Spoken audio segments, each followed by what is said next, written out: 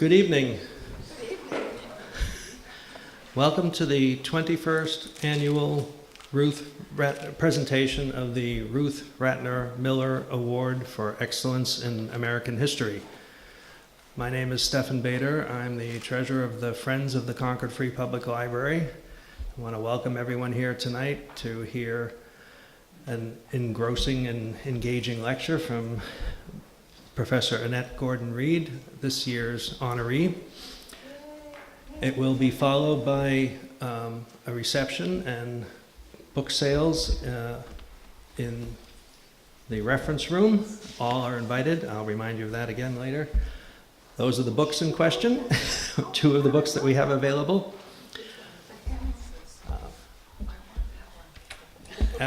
You want one? Okay, good. So this is a participatory, engaging audience, I must say. So, first off, the usual reminders: overwing exits in an emergency, turn off, follow the exit signs, turn off your cell phones. I'll do that myself. And I think that covers the housekeeping. So, the Friends of the Library, as most of you know, are an organization that has been around for quite a while. We generate our funds through book sales and membership dues, and the primary source of our funding is from the book sales, and they come from generous donors throughout the town, and they are sorted all year long by a team of dedicated book sorters. And without the book sorters and without the book donations, we couldn't do what we do. So we thank you for that. And if you're thinking of donating books, think of us. That said, I will get on with that was the plug for the Friends. I will give you some information about Professor Annette Gordon-Reed. She is the Charles Warren Professor of American Legal History at Harvard University, formerly the Carol K. Pforzheimer Professor at the Radcliffe Institute for Advanced Study. As if that weren't enough, she's also a professor of history in the Harvard University Faculty of Arts and Sciences. She's noted for her research and writing on Thomas Jefferson regarding his relationship with Sally Hemings and her children. She was awarded the Pulitzer Prize for History and the National Book Award for Nonfiction, and 15 other prizes in 2009 for her work on the Hemings family of Monticello. In 2010, she received the National Humanities Medal and a MacArthur Fellowship. Her most recent book is Most Blessed of Patriarchs, Thomas Jefferson and the Empire of Imagination. That's one of the books we have tonight. Her 1997 publication, Thomas Jefferson and Sally Hemings, An American Controversy, was updated a year later with a foreword discussing DNA evidence of the former president and his slave. Her other honors include a fellowship from the Dorothy and Lewis B. Cullman Center for Scholars and Writers at the New York Public Library, a Guggenheim Fellowship in the Humanities, a National Book Award, and the Women of Power and Influence Award from the National Organization of Women in New York City. Gordon-Reed was elected a Fellow of the American Academy of Arts and Sciences in 2011 and is a member of the Academy's Commission on the Humanities and Social Sciences. And with that, I would like to invite Professor Gordon-Reed to speak, and thank you for coming to Concord. Thank you. Thank you very, very much, and I'm honored to win this award when there's so many other illustrious people who have won it before me. I've been to Concord once, just passing through briefly. I got here early and walked down Main Street and had dinner at the Main Street Market. And it was all delightful, and I'm very, very glad to be here tonight. It's interesting for me to think of being here because this is something of a detour from what I thought my life would be. I always wanted to be a writer. Growing up, I wrote short stories, and I loved to read, and I loved to read history. But when I went to Dartmouth College, I got the idea that being a writer was not the most practical thing to do in the world, and that law school might be a better alternative. So instead of striking out to try my hand at journalism or novel writing or even getting a history PhD, I went to Harvard Law School. And it was the best decision I ever made in my life because I met my husband there. And I also learned things that turned out to be quite instrumental to me later on when I finally got to where it was that I'm supposed to be, if that is in fact where it is, as a professor of history and a law professor. I'd had this interest in Jefferson from the time that I was a kid. I'd read a child's biography of Jefferson when I was in the 3rd grade. It was one of a series of books about famous Americans, George Washington Carver, George Washington, Dolly Madison, all of those people. And Jefferson interested me because he loved to read, and he was interested in learning things about the world, and I considered myself to be the kind of person who loved to read and was interested in learning things in the world. There was a person who was supposed to be the narrator of this child's biography. He was a young enslaved boy, and his character was a bit more problematic because he was presented as someone who was the opposite of Jefferson, someone who didn't want to read, who didn't want to learn things, who was always upset with Jefferson because Jefferson wanted to learn and he wanted to go play. And that sent a sort of message, I thought, about people like me, and people of color, African American people, to contrast Jefferson, who's bright and intelligent and inquisitive, with the other person who's lazy and playful and, as we would say in the South, trifling, meaning not very serious. That was my introduction to the idea that history writing could be biased, because there was no reason to tell the story of Jefferson in that way. You could have told a story, a more poignant story actually, about a boy who wanted to do those things with Jefferson but couldn't because of the society that they lived in.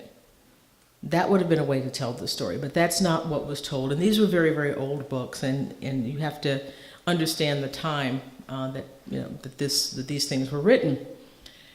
But I had this interest all of these years, and when I got to college, as I said, I felt if I love history and I want to keep up with it, I can continue to do that just by reading.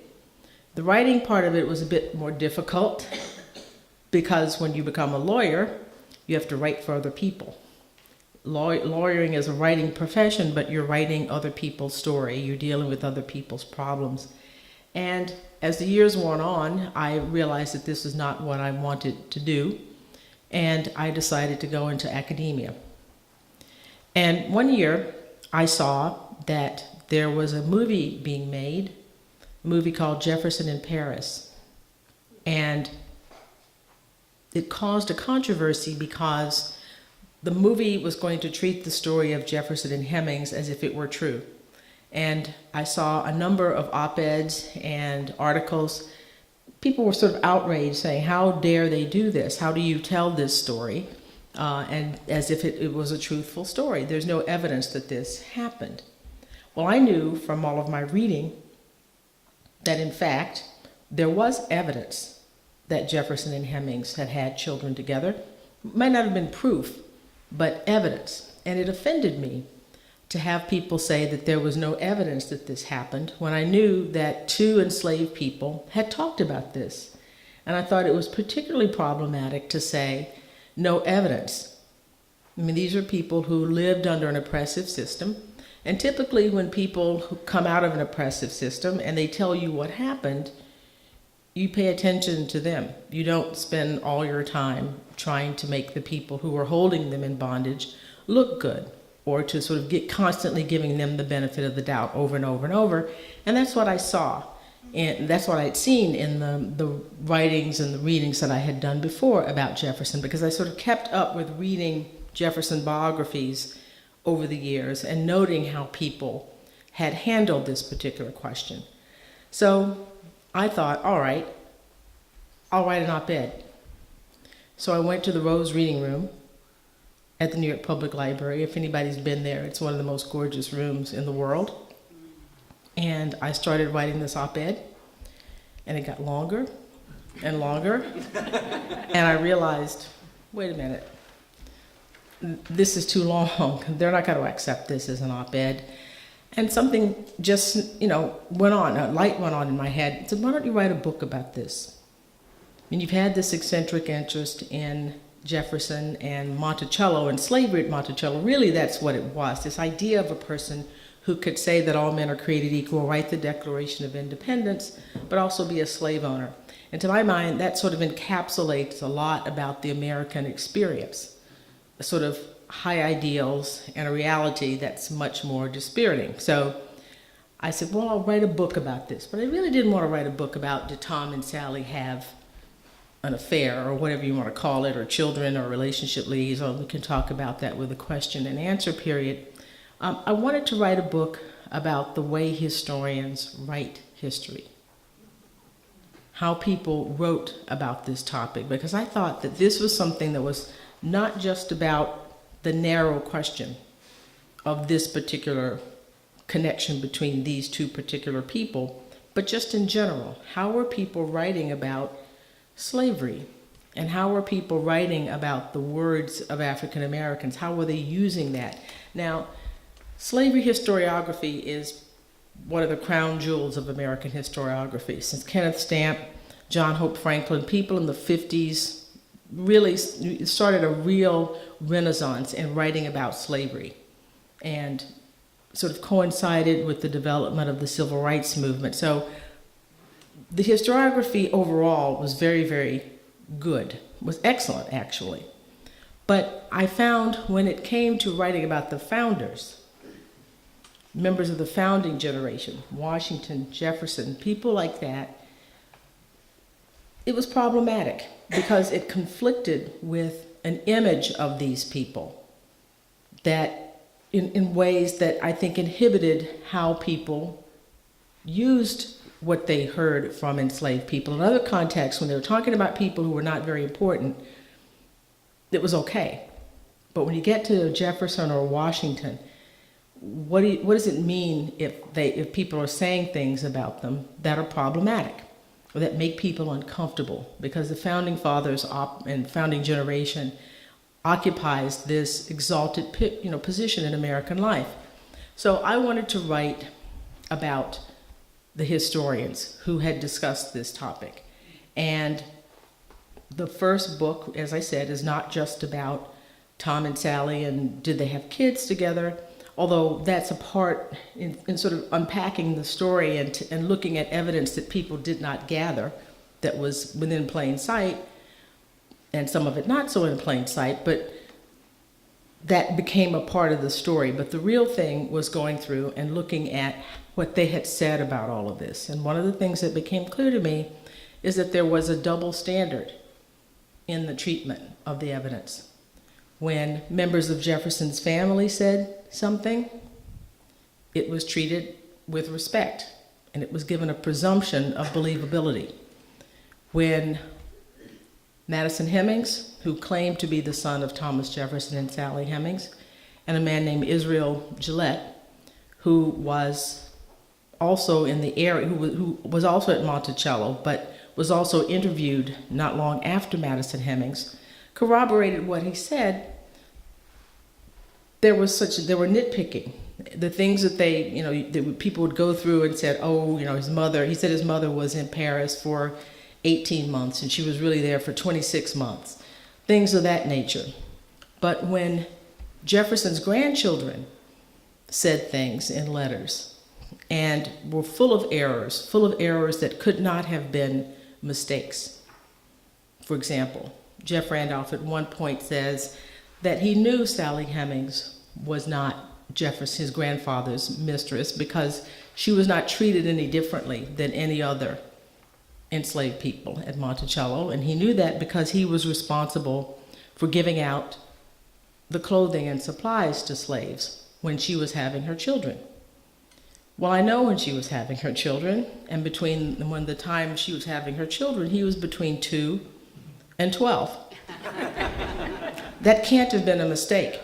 The difference between my mother was in Paris for 18 months, and she was there for 26 months, versus I was in charge of giving out all the clothing and supplies to slaves when she was having her children. He can't have mistakenly thought he was in charge doing this, right? And there are multiple things like that in the Jefferson grandchildren letters, but people who knew better, historians who knew the story, knew just as well as I did that he couldn't have done that, he couldn't have been doing that, and some of the other things he said, didn't speak up about that. They were presented as credible. And Madison Hemings and Israel Jefferson, as I said, were nitpicked about everything, about time period, 4 months versus 6 months, things of that nature. So the first book goes through and looks at all of the arguments and tries to make a plea, and does make a plea, for as much even-handedness as you can get. There's no such thing as 100% objectivity.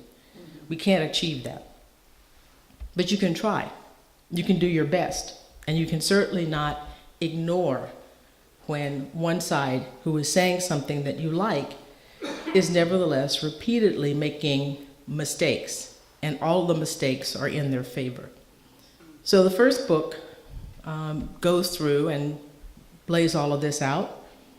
I talk about how the Jefferson family presented the Carr brothers, one of the members of the Carr family, as the fathers of Sally Hemings' children, 2 brothers.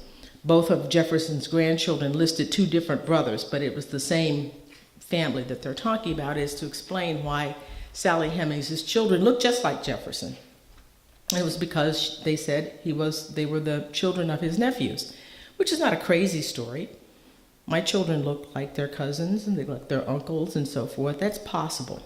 But there was nothing besides their word to indicate that. I tried as hard as I could to make that story work, to look for all the evidence I could find outside of what they were saying, to show some connection between Sally Hemings and either Peter or Sam Carr, and I couldn't find anything.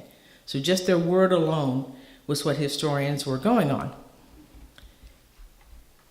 I also looked at a story about a family called the Woodsons. A group of African Americans claimed descent from Thomas Jefferson and Sally Hemings, from a child who was born after Sally Hemings came back from France and was sent away from Monticello when the scandal broke. I couldn't find any evidence that this person existed. And as angry as people were with me about the Jefferson side of it, so the Jefferson members of the family were angry at me, the Woodsons were as angry, because I said, that's not likely true either. So the Carr story is not true. The Woodson story is likely not true. The Hemings story is likely true. That's what I concluded in the book. This is 1997.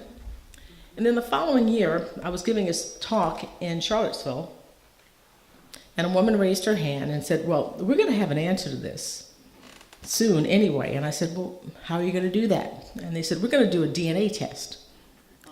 And I didn't know at the time that they really had no idea how they were going to do it. But as so happens, they became, apparently the technology for doing Y chromosome testing was sort of confirmed a little bit after that. And the Y chromosome testing that they did sought to try to find a match between a Jefferson descendant and a Hemings descendant. And so what they did was they took blood from males, because every male here has a Y chromosome, and your Y chromosome was just the same as your father's, your grandfather's, your great-grandfather's, all the way down. You can tell a family line, male line, through the Y chromosome. So you could test to see a male line Hemings, are they connected to a Jefferson, are they connected to a Carr, and they're connected to a Woodson.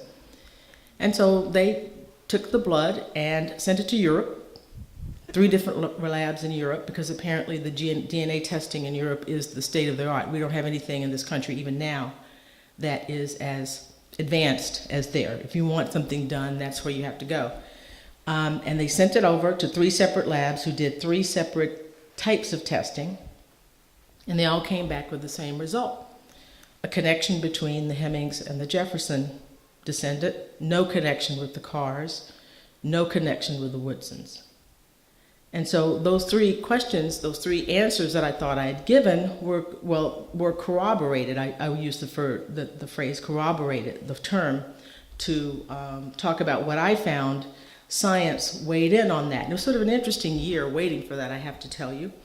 Having boldly said this, I was really most happy about the destruction of the Carr story, because I found that the most offensive. Because the Carr, it was, as I said, it's plausible that people, that an uncle could have children with Sally Hemings and the kids look like Jefferson because of the connection, but there was nothing but their word for that, and there was no connection otherwise. Nobody was saying anything like that in the contemporary time, and it's an interesting question, I think, not only about race, but about class. How difficult it was for people, and even still for people, to say that upper class people lie. You can say black people lie, you can say lower class white people lie, but Mr. Randolph, even if you know he's lying, you can't say it. And it's all the sort of social strictures that obtain in real life. It's like people are writing them in history, the way they're still hesitating over that. And people lie to protect their families. I mean, it's not like you're saying this person is a villain. Well, I don't know, he's a slave owner. You might characterize him in those ways, but it's not unusual for people to lie to protect their families. And that is clearly, it seems to me, what was happening here. Jefferson was at the center of all of their lives. He sort of explained their existence. He was the reason. They were very proud of him. And he had been involved in this connection that was not uncommon in his area, not uncommon at all. That's the other interesting point about all of this, is that the question was sort of presented as if this were some unusual thing that happened in the South. And it wasn't. The oral histories and the family histories of African American people indicate that this was something that was common. The appearance of African American people tells you that, that this was something that was common. And now population geneticists who are doing research for other reasons have confirmed this. I mean, I talked to some geneticists at the Harvard Medical School who were doing some research in the Mississippi Delta and found like huge concentrations of European Y male chromosomes in the African American people there. And I said, is this like Genghis Khan? A family that is sort of where his brothers, where they are taking advantage of wives and concubines. Is it a small number of people? And I said, no. These are all different Y chromosomes. So this is something that happened through rape, predominantly, through connections, liaisons that people had, people living in proximity to one another, long-term connections between people. This is what happened. And so the presentation of it as something that was extraordinary, I think also contributed to the way people saw the Jefferson story. That this was something that happened, but it happened rarely. And if it did, it was always somebody that we didn't admire, or it was the traveling salesman, or not the person that they were writing about. So the DNA comes back, and my life changes. November 1st, 1998, Sunday. The week before that, I'd gotten a call from a newspaper who the name I'll keep secret, and I was cooking, and the person said, "What would you say if I told you that the DNA was back and the result was this?" And I said, "Oh, okay, then I'd say that." Well, what if I told, and they said, "Oh, but it's not back. But what if I told you that it came back and it was that, the other thing?" And I gave an answer, and I hung up. And sure enough, I get a phone call the next day from a friend of mine who said, well, the DNA is back. And so I said, well, what is it? And then they told me what it was. And I started getting queries from newspapers all over the world. I was stunned that people were that interested in this. This was like a Tuesday. And I also didn't know at this time that newspapers kept things secret. There was an embargo on this. So they were all holding this for the Sunday papers. So from Tuesday through Saturday, I gave interviews with practically every major newspaper in the world and in the United States, all getting ready for the Sunday paper to put this out. And it came out, and as I said, I mean, that was sort of a change in my life, because I had not thought, when I was sitting in my office writing my book, I wrote my first book without telling anybody that I was writing a book, except my husband. When I was writing this, that we would come to this particular point where the entire world was interested in all of this, because it just didn't register with me that it would be a front page news story. After this came out and my life changed, I began to think of what the next step would be, because this was a story, as I said, mainly about historians. The book has now been sort of recast as being about Tom and Sally, and it is, but it's really about the stars of the show, so to speak, are the historians that I'm writing about.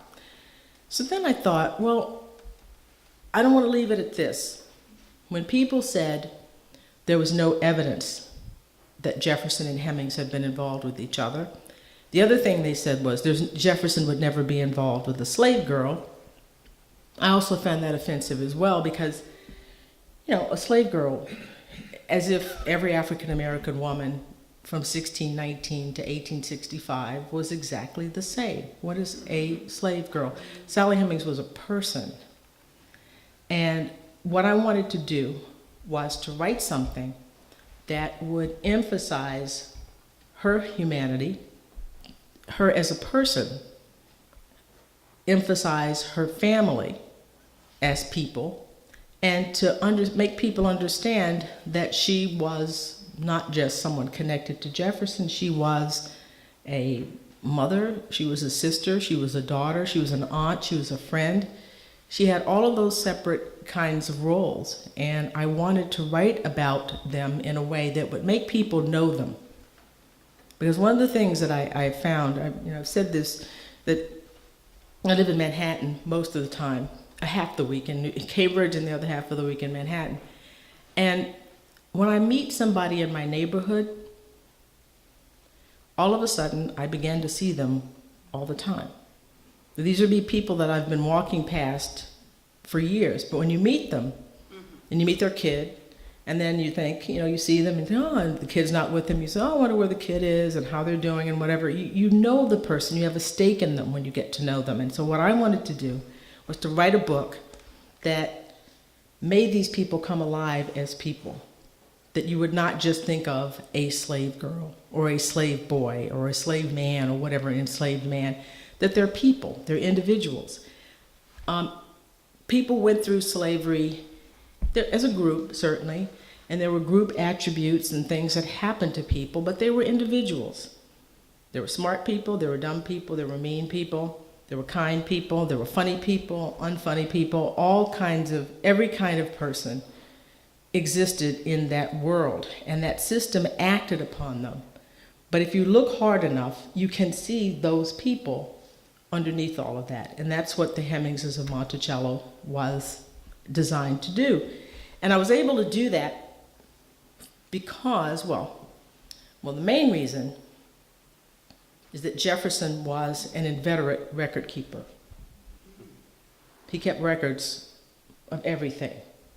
He had his memorandum books that he wrote down everything that he bought every day, every transaction, from the time he was in his 20s until the time he was in his 80s, until his death. Went to the market, bought a cappuccino, $3.36, $3.36, cents, write it down. Gave James $1 to go do this, paid for this, that, and the other. Now, he did all this, but he never totaled anything up, which was a problem in the end. No double entry bookkeeping, just, totaling these things up. And for this, he had this false sense that he had control of his finances, but he really didn't. But any of it. So the memorandum books, which have been edited and are now online, actually, it's like 2 volumes, over 1,000 pages worth of just amazing, I think probably the most amazing scholarly apparatus, contribution to Jefferson scholarship, talks a lot about the Hemings family. When James Hemings is in New York with Jefferson, when he's Secretary of State before they move to Philadelphia, or even after they get to Philadelphia, I can do sort of a day-by-day listing of what James Hemings was doing, or Robert Hemings, other members of the Hemings family, Jefferson's letters. So the memorandum books helped me a lot in plotting their lives and detailing their lives. Jefferson's letters, about 18,000 of them, mention members of the Hemings family. Some members of the family were literate, so we have their letters. We have the family history of the Hemingses that really lived in lots of ways because of this connection to Jefferson. There's a program at Monticello called Getting Word, where they are interviewing the descendants of people who were enslaved at Monticello, not just the Hemingses, but all of the people. And one of the things that they found is that even families that have no connection to the Hemings family knew this story. They talked about it in their family. So it was something, you think of a sort of distant memory, something that went on in a particular place that had resonance for people. And they kept this story alive as well. So you have oral history, family history, some letters from members of the Hemings family. Oral history is problematic in some ways, but sometimes written things are problematic. People can write things down that aren't true, as we know from the Carr story. What you have to do with both types of information, I think, is to look outside of what people are saying, look outside of what people are writing, to see if there are things, how much is there to bolster those comments. And so oral history is not inevitably worthless. You can look at what people say and look at other documents, look at other things, and pull together enough to indicate whether it is truthful or not. So those are the tools that I had to work with. I didn't have enough material to write a biography of Sally Hemings, or James Hemings, or her mother, their mother, Elizabeth Hemings, who was the matriarch of the Hemings family. But I could do a family saga, and I could do a family saga because of as I said, because of the person who owned them, and because of some of the things the places they went with him, the way he chose to document his life, and because of their connection to them. Because I should say, and I should have said this before, what makes the Hemingses special or ties them to Jefferson is not just Sally Hemings. Their mother, Elizabeth Hemings, had 6 children by a man named John Wales. John Wales was also the father of Jefferson's wife. So Sally Hemings and Jefferson's wife were half sisters. So those 6 children, Sally is the youngest, Sarah was her name, come to Monticello when John Wales dies and Martha inherits John Wales's fortune. He was a very wealthy man. He had 135 slaves, thousands of acres. And of course, when the husband and wife get married, the property with coverture, the property becomes the property under the control of the husband. So the Hemingses come to Monticello, and right away, Jefferson begins to treat them in a different way than other enslaved people. So Elizabeth Hemings was the daughter of an Englishman and an African woman. And then she had children with John Wales. So her children were mainly white.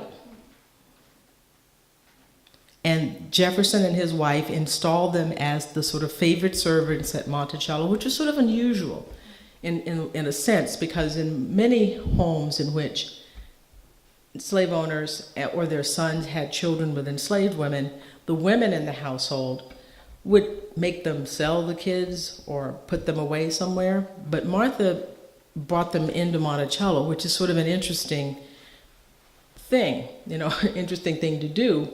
Instead of sort of rejecting her father's children, she brings them and makes them close to her. When she dies, Jefferson continues to treat the Hemings family in a special way.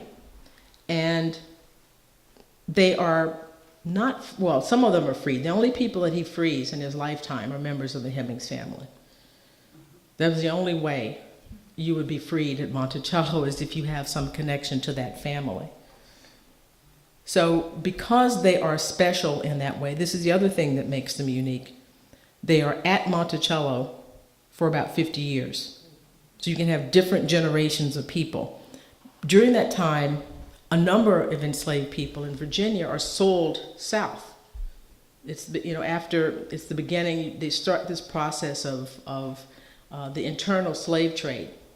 But I had an advantage because these people are on the mountain year after year after year. So I could actually track their behavior. So this kind of thing would be hard to do with other people.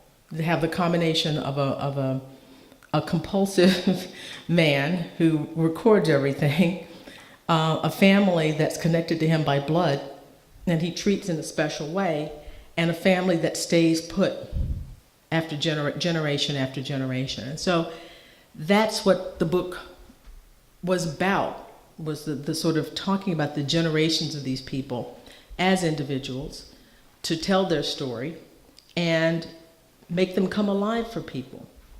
Now, the book ends with the Hemingses and other members of the enslaved community at Monticello facing Jefferson's death. What happens after he dies? Jefferson died bankrupt, $107,000 in debt in 1826, which is a lot of money. That's a lot of money. And everything was auctioned off, including enslaved people, to help pay the debts. They didn't pay all of the debts. The family ends up losing Monticello or selling it in some years afterwards. Many of the people who were sold are bought back, but actually are sold to people in the community. But still, it was, you must imagine, a wrenching experience. I end the book talking about Peter Fossett, who is a grandson of Elizabeth Hemings, who was 11 years old and was sold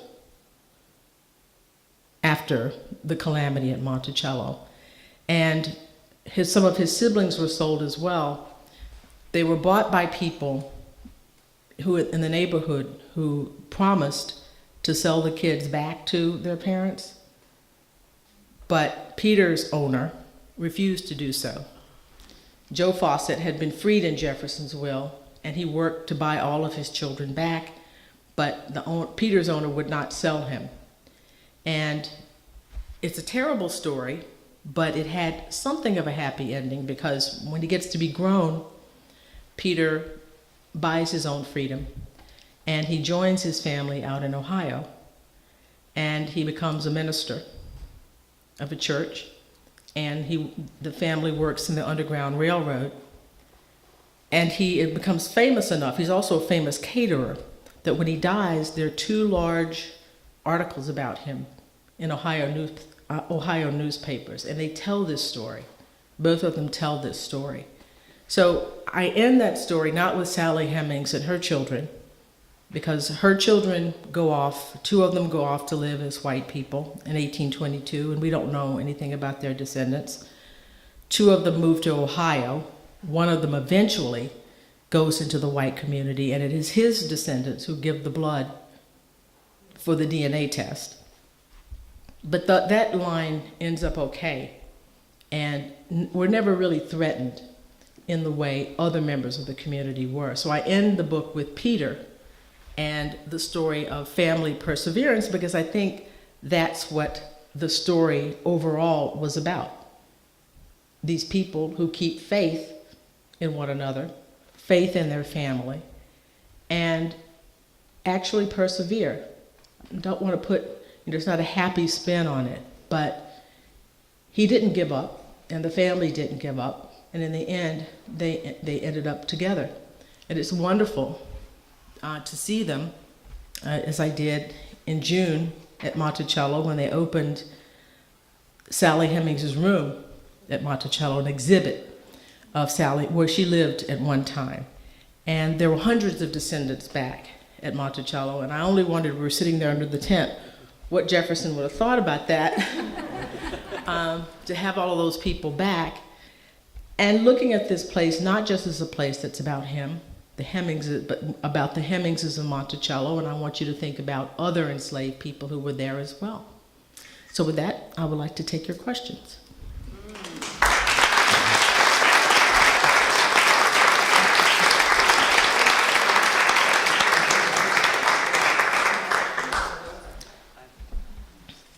Okay, and I will repeat it.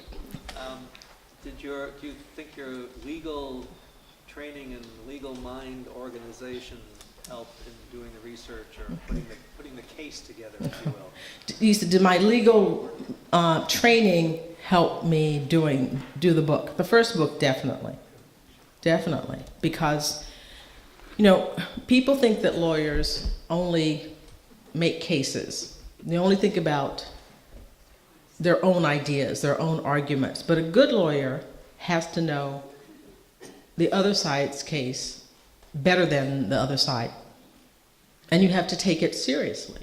And what I wanted to recreate, and actually, I will say this, my publisher, which was University Press, actually hired a publicist, which they don't typically do, but they had a feeling that this might be a crossover book. So what they ended up doing was presenting this as if this were a trial. Oh, she's putting Jefferson on trial, but it really wasn't putting Jefferson on. I'm not a trial lawyer. This was really more a law professor talking to students about a case. Because here it was perfect. You had an argument, you had documents on both sides. And it was I think a class. I think the book was a class on how you assess evidence, and people use it in classes for that purpose. So in law classes and in history classes as well, thinking about how you assess evidence in as clear a fashion as possible. So it definitely did. What I learned at Harvard, in law school, what I learned as a teacher, really, I think, helped me do that first book. And I think it would kind of, I don't know if it was off-putting, but I think historians were a little bit surprised by it. One of my historian friends said, no historian would write a book in this particular way. And I thought, well, I didn't know whether to take that as a compliment or what, but it all worked out in the end. But yeah, so it definitely did. Yes, sir. Congratulations on the award, number one. Number two, could you comment on the quest between Tuesday and Sunday during that key week? Could you comment on the types of questions that you were receiving from different locations, both in the U.S.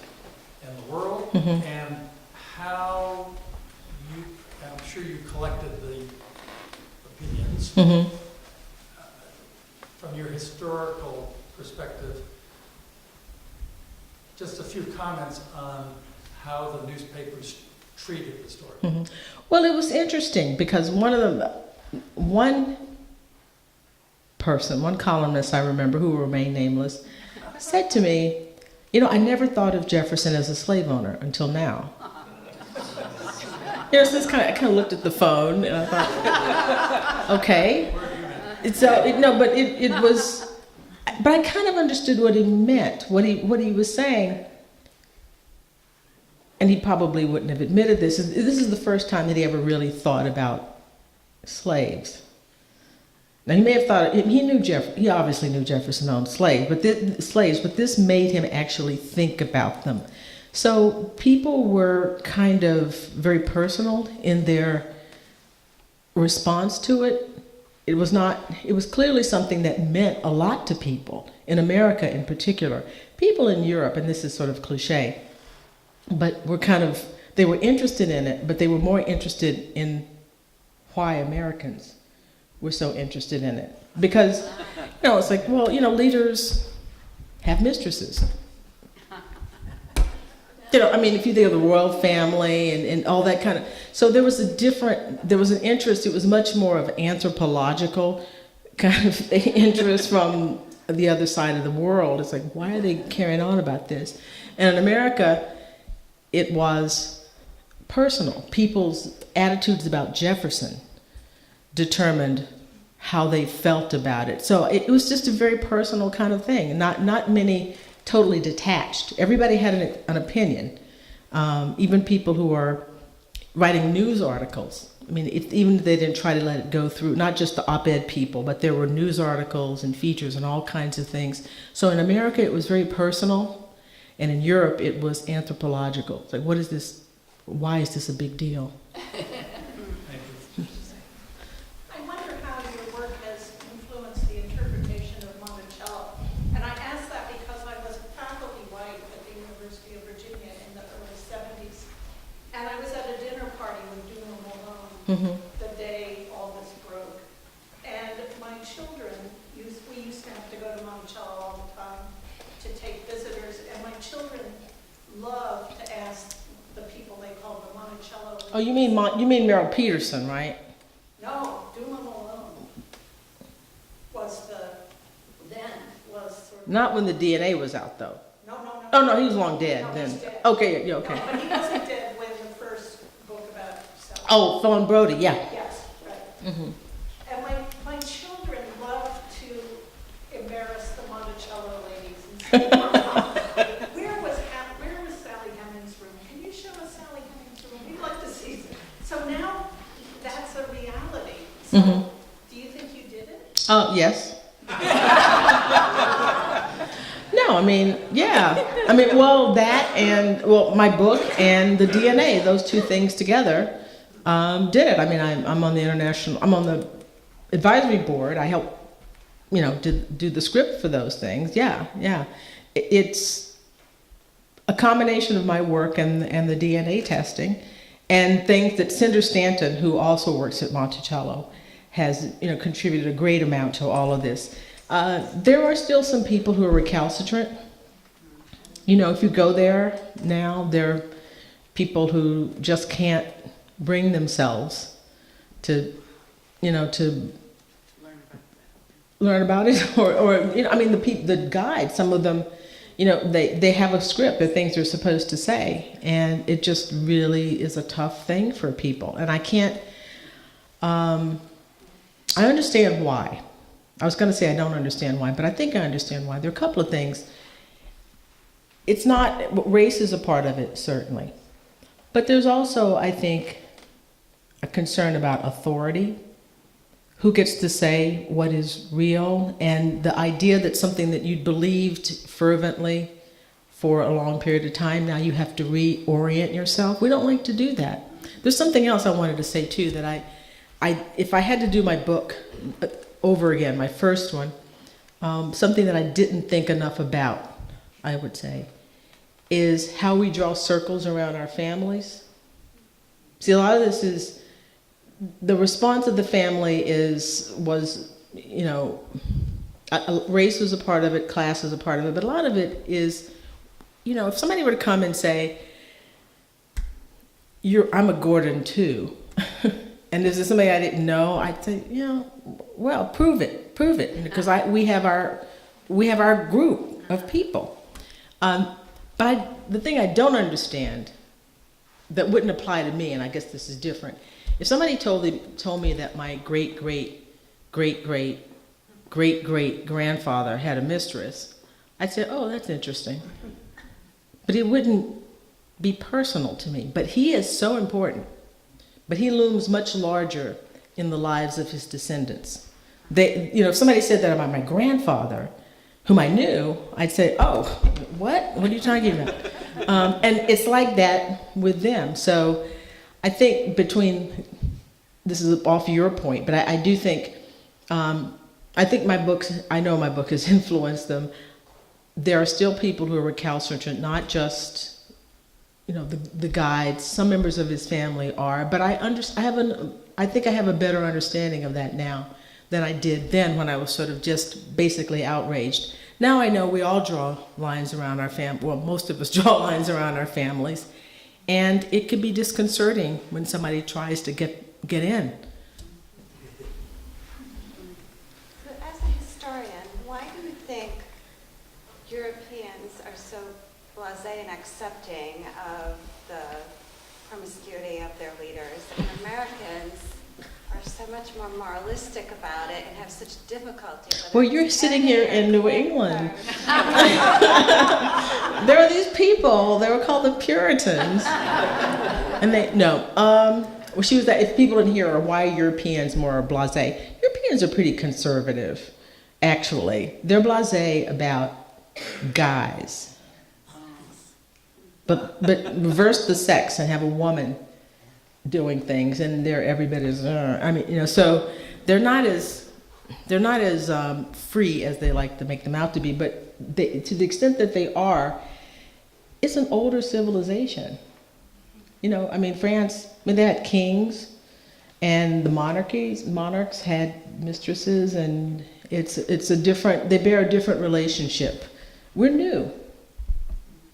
Jefferson is not that far away, if you think about it. In terms of generations compared to them. And I think it's just the accumulation of experiences with kings and royalty and people who have, children outside of wedlock. And I think that's it. It's just experiences that they've had. And they are conservative in their own way. But about leadership, they also don't have the tradition of, Macron got in trouble because he tried to make his wife a first lady, sort of on the lines that we have here.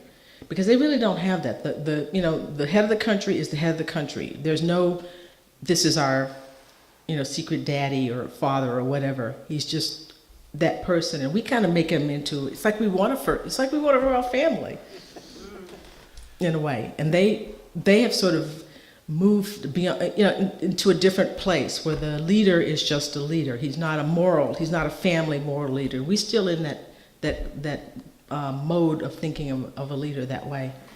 I'm so delighted to encounter a historian who really wants to understand who the people were.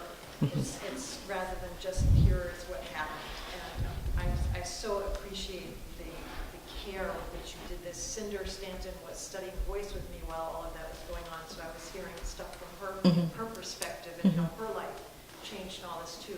The question I have is, in what sets this story apart from me in part is Sally's blood relationship to Martha. Mm-hmm. And can you comment a little bit on Martha and Sally's relationship and that sort of familial closeness and the timing of Jefferson's relationship with Sally post Martha's death, and how much that was an influence here as opposed to other world leaders and other affairs. This one has a much more, a deeper family tie to it for me in this story. Yeah, it's an interesting thing. I pointed out that in the Hemings is that there are three scandals, sort of Virginia scandals, during this time period, and each one of them involves a man involved with his wife's sister.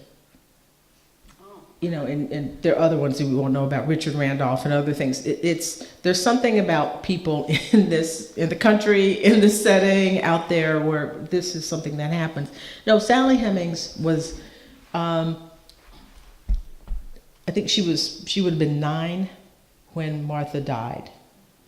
And the family lore is that when Martha dies, Sally Hemings and her sisters are at her bedside with Jefferson. It's Jefferson's, one of his sisters his sister-in-law, and then the Hemings women, who are the half-sisters, and they would have been half-sisters-in-law if they had been in law. They're around her bed, and Martha gives Sally a handbell as a memento before she dies. She apparently was a companion to Jefferson's children, youngest daughters, and you know, that kind of intimacy, to be at the deathbed of the, you know, the mistress of the household, indicates a kind of closeness, particularly at that time. Now, by the time you get to the antebellum period, and they're all off into the, you know, we're all one big family thing, that's not what it was in the 18th, in the 18th and 19th century. It was different. Slavery was different then. So the fact that they're there is a big deal. We don't really know about the nature of this other than this family story about her being at the deathbed and getting this handbell from Martha. Martha dies in 1782. Jefferson goes to Paris in 1784.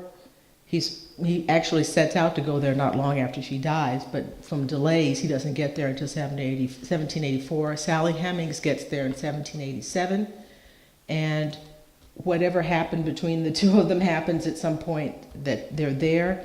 So this is after Martha has died. And there's speculation that Sally Hemings may have looked like Martha, that that's possible. We don't really know that, but you know, sisters can, half-sisters can resemble one another.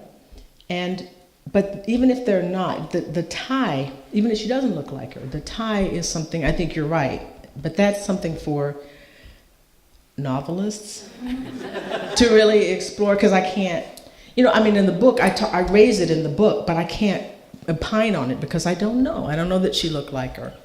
But it is something to this idea. As I said, the three things that we know about in other places, other kind of scandals, involve men getting involved with their deceased wife's sisters.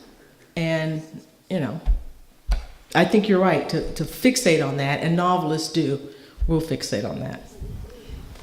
You've done all of this genetic encoding and followed all of these pieces of evidence for this particular set of people.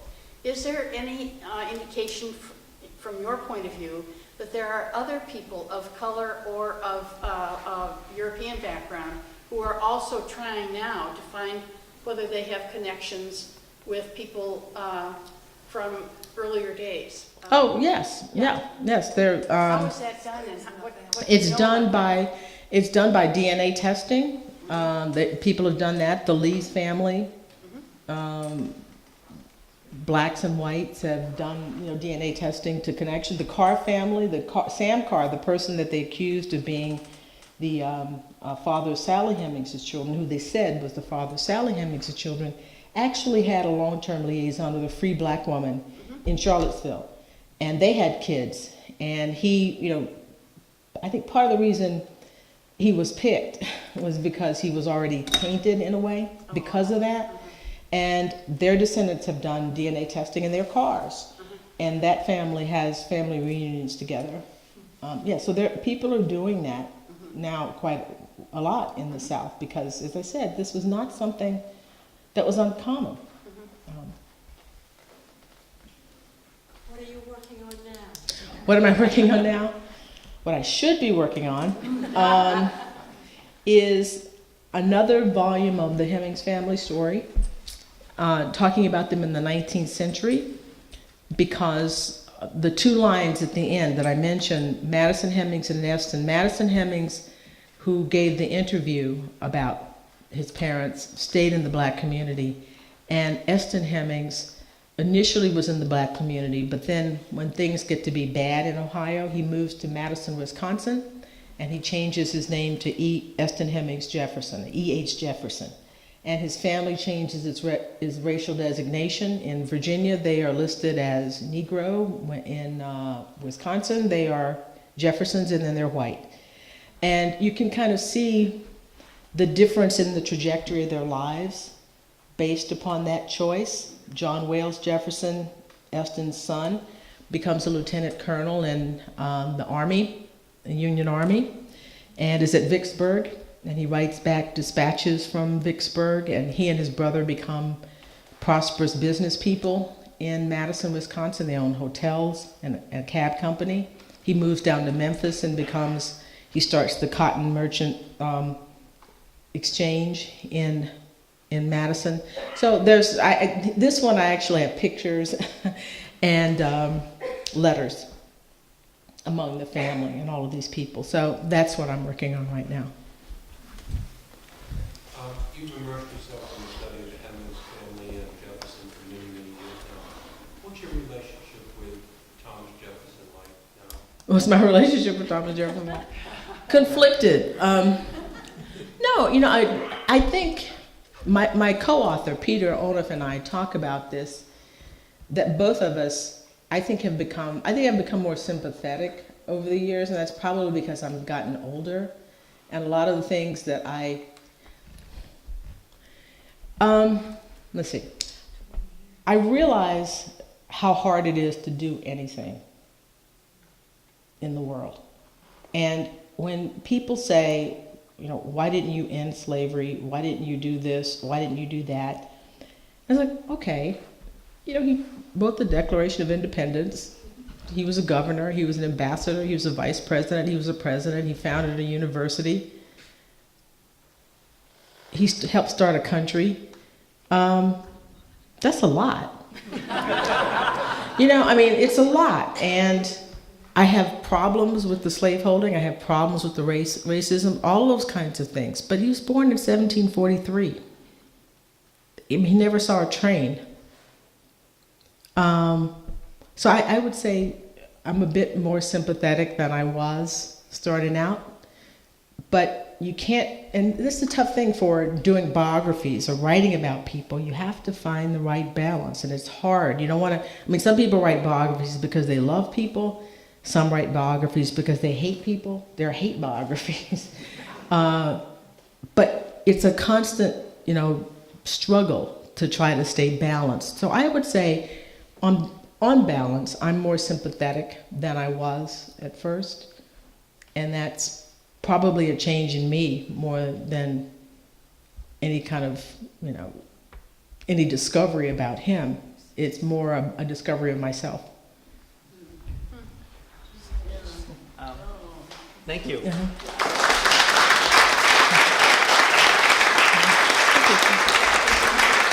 Before you go, we have one more process before we get on to the reception, and that is the actual presentation of an award. And for that, I'm inviting Sherry Litwack, the president of the Concord Free Public Library Corporation, and she may say a few words. First of all, thank you, Dr. Gordon-Reed, for that wonderful presentation. Ruth Ratner Miller, a founding member of the Holocaust Museum, believed that understanding history was not just desirable, but a civic duty. And through the work that you've done, you're continuing in that tradition. This finial, when this library was built in 1873, there was an iron fence around the building. It was basically just this historic part of the library. It was a Victorian building at the time. And there are a few of the finials remaining from that original fence. And we save it for special occasions like this. And so we'd like to present you Thank you with so the much. 2018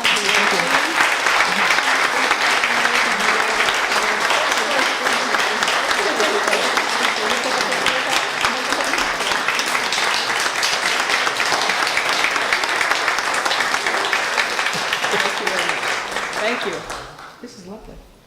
So we welcome everyone to join us for refreshments, dessert, nibbles, and book sales, and any more questions for Professor Reed, Gordon Reed, or if you want to talk amongst yourselves, you're welcome to do that. So we invite you to join us all. Thank you.